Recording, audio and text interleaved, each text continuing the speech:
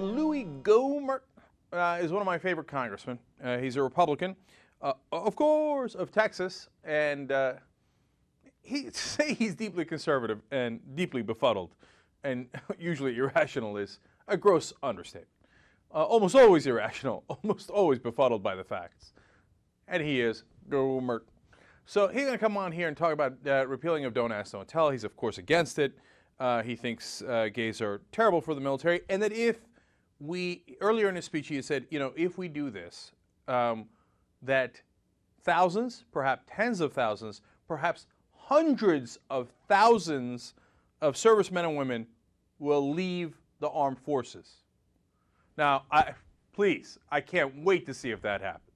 And you know what, Louis, I'll come out here and say, Louis, you were totally right. Okay, if 100,000, 80,000, 8,000, okay, any of those numbers leave the forces after we repeal Don't Ask, Don't Tell, which we will at some point, I say, man, Gohmert nailed it. He had it right, okay? And he goes on this long speech. By the way, they say, well, how about the fact that there's a poll of servicemen saying 70% of them don't mind at all, right? And he's like, yeah, don't believe the poll. Facts are annoying things. I'm a Republican. I don't need facts. Nope, don't believe it. They probably asked the question in the wrong way. Okay. Then he's going to explain at the end here how all great empires have died and ceased to exist because of the gays. Let's watch.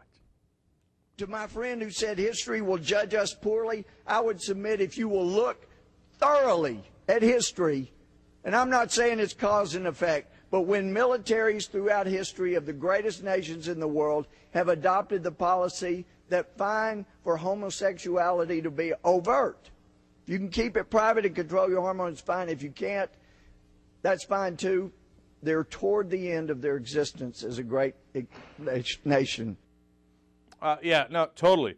Like Alexander, the greatest conqueror of all time, who was at the very least bisexual, according to most historical accounts.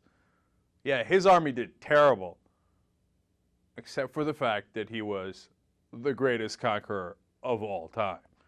Okay, yeah, history. Riddled with facts. Gohmert can't keep up. By the way, there's no specifics, always with Gohmert's speeches.